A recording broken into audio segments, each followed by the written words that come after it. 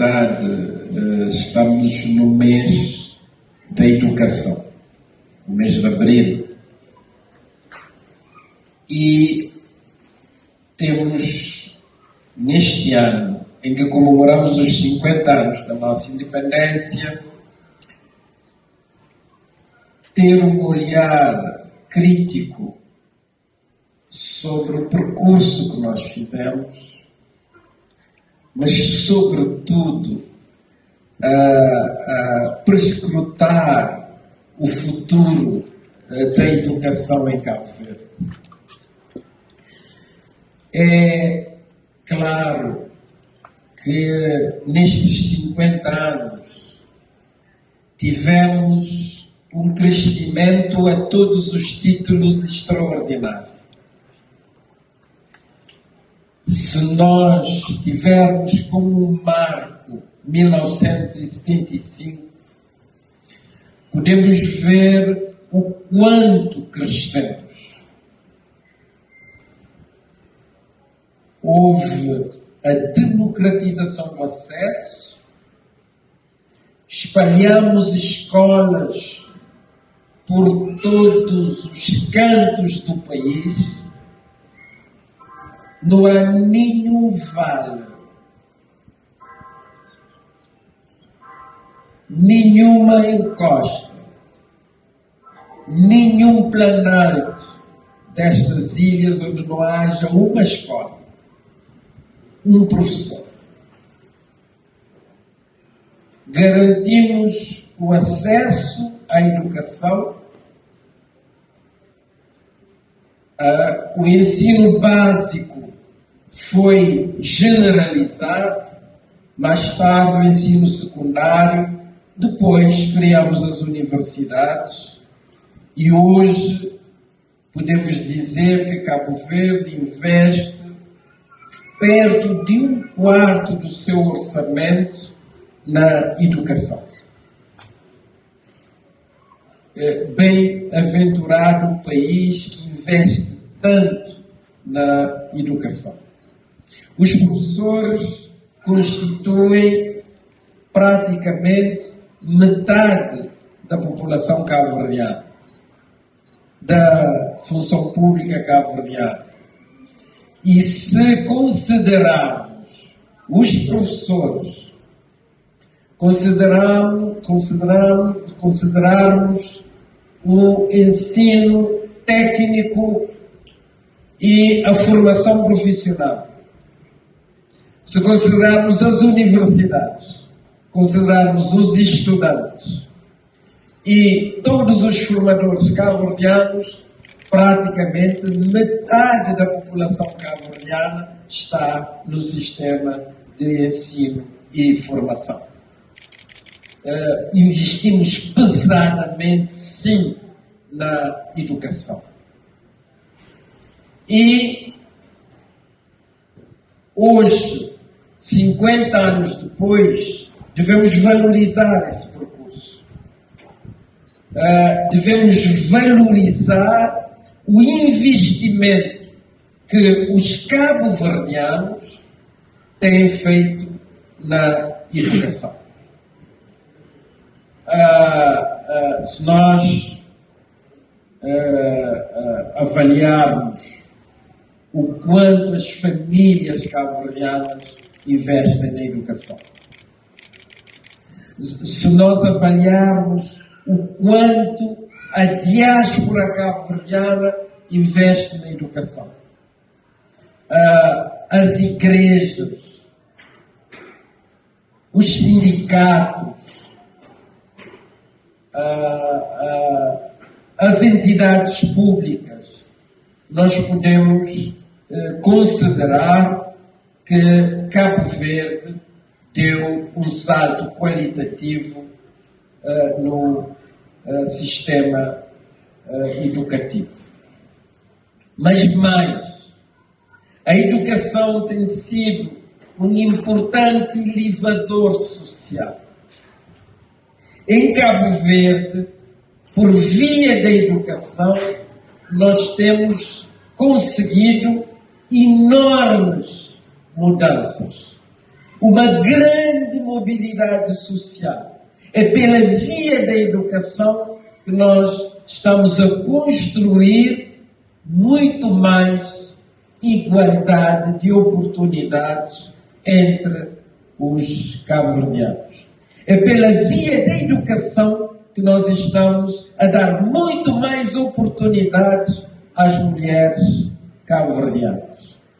Basta ver as escolas, basta ver os hospitais, basta ver as universidades, basta ver as empresas, as ONGs, para descobrirmos o quanto as mulheres cabo-verdianas foram empoderadas pela via da educação. Mas 50 anos depois, com todos esses ganhos, temos agora que perspectivar o futuro. Temos de pensar com um olhar clínico a nossa educação e ver que mudanças, que transformações para que o nosso sistema educativo possa estar à altura dos desafios do século XXI. Porque o mundo, entretanto, mudou, assim como Cabo Verde. Os desafios de 75, os desafios de 90, os desafios de 2000 já não serão os desafios de 2030, 2050 ou 2075. Temos de pensar a educação. E o mundo está num processo de ebulição tão forte que as mudanças são tão radicais, tão profundas e que precisaremos de mudar radicalmente os nossos sistemas educativos para podermos estar à altura dos desafios dos tempos de hoje. É difícil qualquer professor, por mais inteligente que seja, não é, dar aos seus educandos os conhecimentos para enfrentar os desafios destes tempos. Os professores vai haver uma grande reengenharia na forma de educar.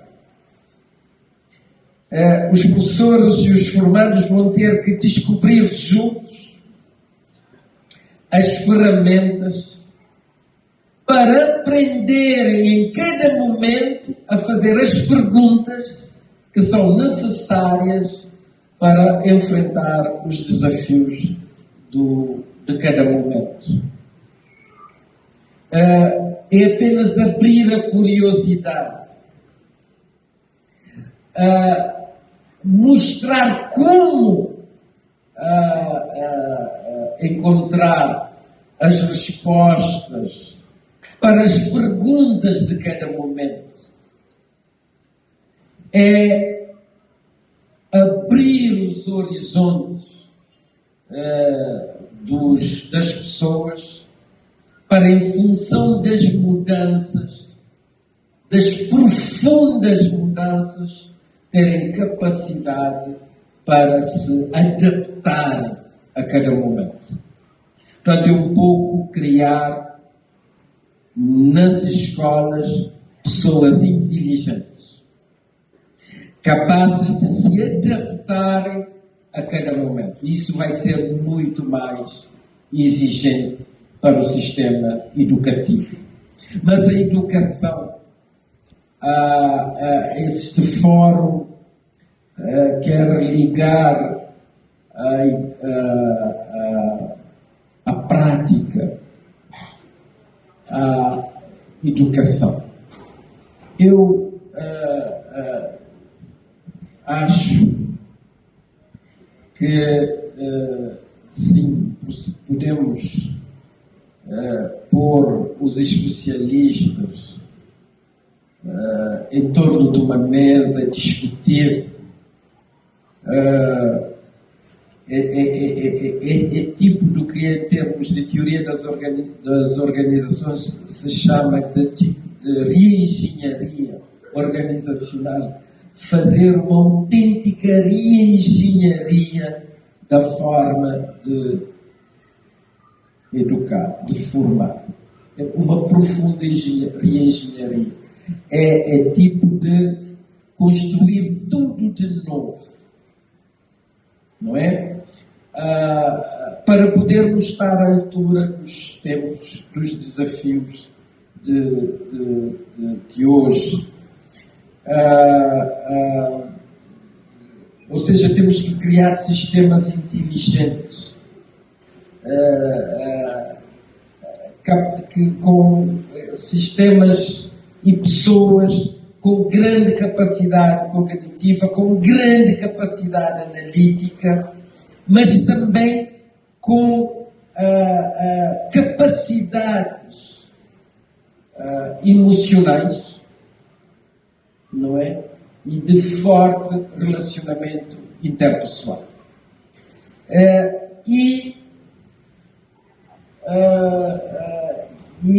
abrir caminhos para novos processos de aprendizagem. Eu acho que este é o grande desafio para podermos enfrentar os próximos 50 anos, abrir novas possibilidades para os próximos 50 anos. Na verdade, não cabe apenas às escolas,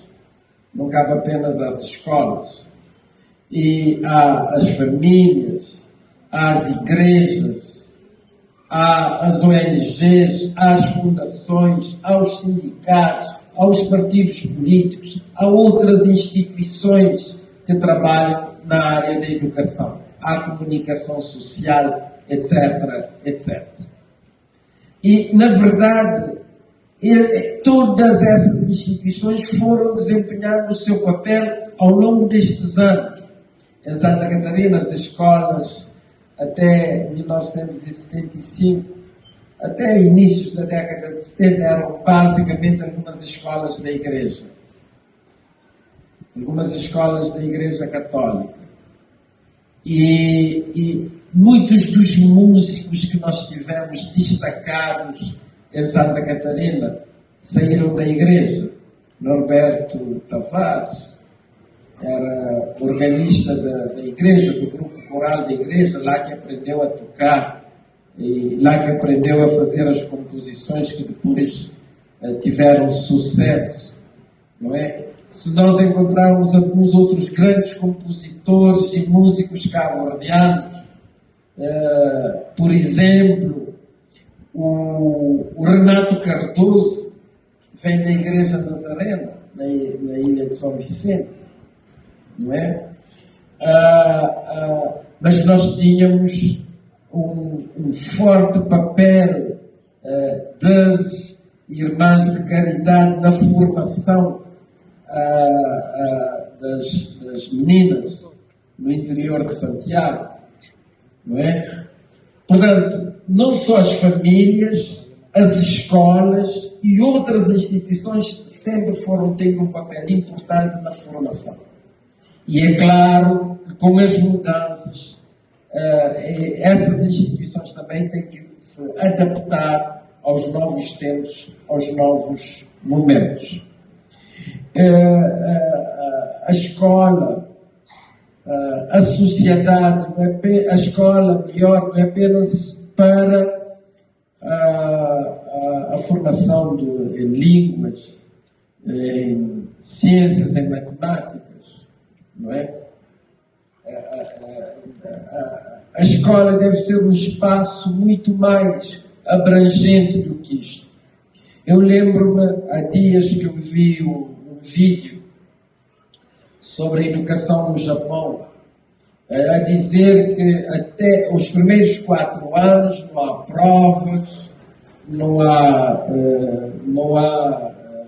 exames, e que as crianças vão para a escola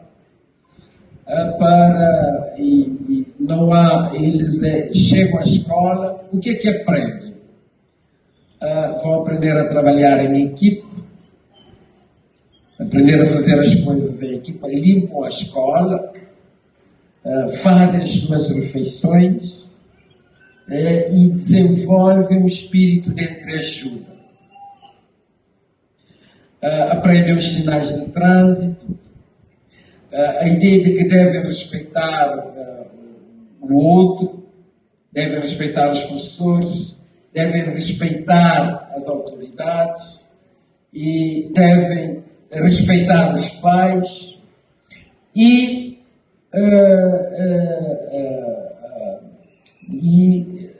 desenvolve um espírito de tolerância, da serenidade, da amizade, não é?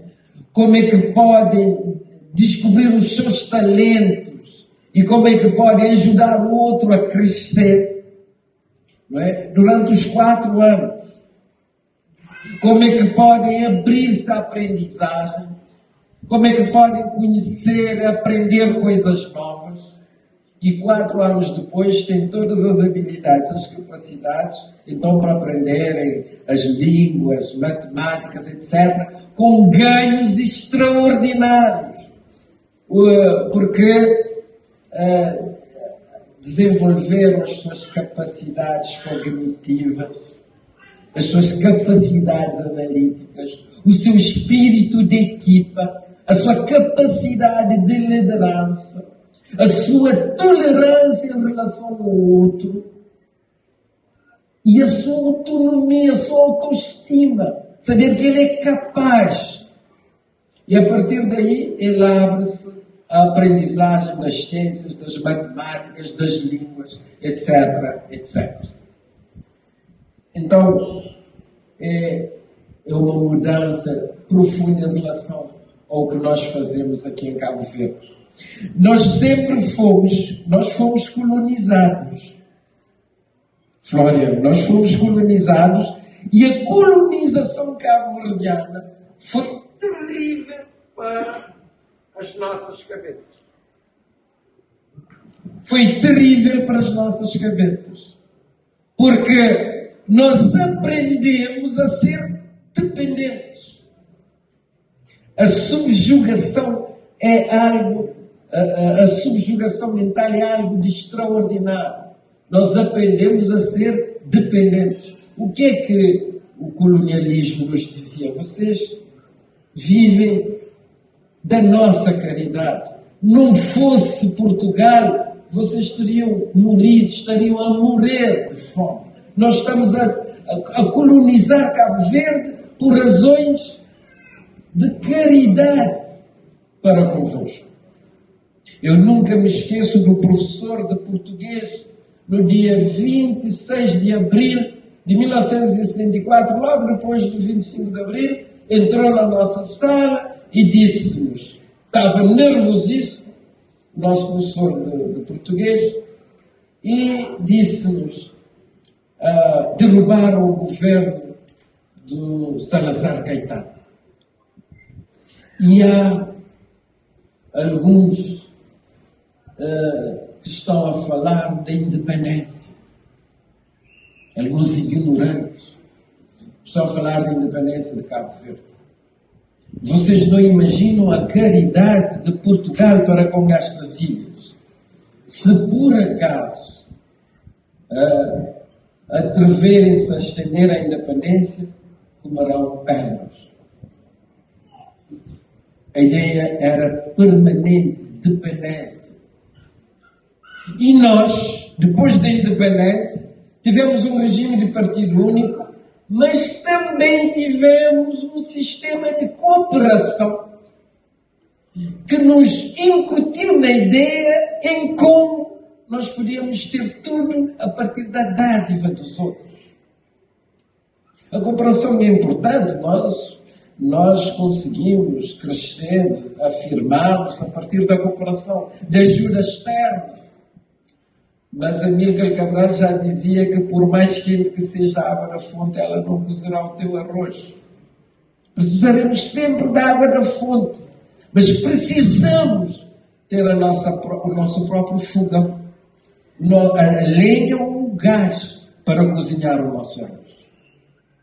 Então, quando pensamos apenas na água da fonte, na cooperação, esquecemos de preparar a nossa cozinha para fazermos autonomamente o nosso arroz. Então, a escola, aqui em Cabo Verde, deve ensinar-nos a ser autónomos, a ter autoestima, a desenvolver as nossas capacidades de liderança, a desenvolver a nossa capacidade de empreendimento, a fazer crescer os nossos talentos. Vejam, por exemplo, a música, a dança, o teatro, o cinema. Nós podemos aprender nas escolas.